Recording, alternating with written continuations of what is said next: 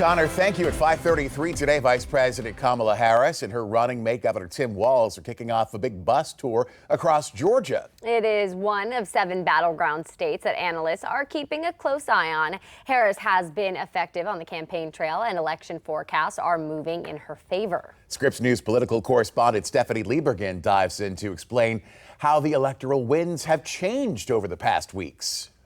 After a summer of change in the 2024 presidential election, one thing remains the same. Polls are still showing a close race in November, but election experts say the new Democratic ticket has brought some swing states back in play. Election analysts have long predicted the race for the White House could hinge on just a handful of states. But the Democratic momentum behind Vice President Kamala Harris is making some of those battleground states more competitive. In 2020, 7 states were decided by 3 points or less: Wisconsin, Michigan, and Pennsylvania in the north, Georgia and North Carolina in the southeast, and Arizona and Nevada out west. I think both sides are really focused on these core battleground states. Joe Biden won 6 of those 7, all but North Carolina of the key swing states in 2020. Trump won 6 of those 7 states, all but Nevada in 2016. Prior to President Biden dropping out, polling showed former President Donald Trump leading in most, if not all, of the 7 battlegrounds.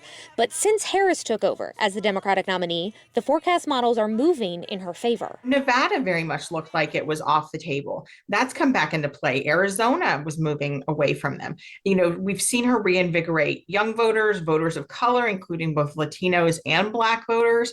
And that has just really sort of changed the map and the math. And now that there are multiple paths. Democrats want to be competitive in North Carolina, but the state has only gone blue once in the last 40 years, in 2008 for Barack Obama. The Cook Political Report with Amy Walter updated their ratings Tuesday to move North Carolina from leans Republican to a toss-up. I was at the Democratic National Convention last week.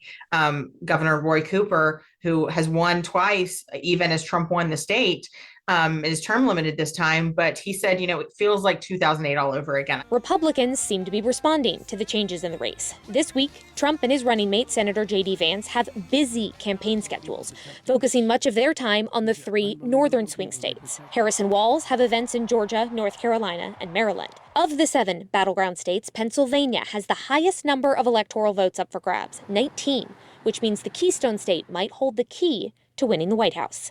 Stephanie Liebergen, Scripps News, Washington.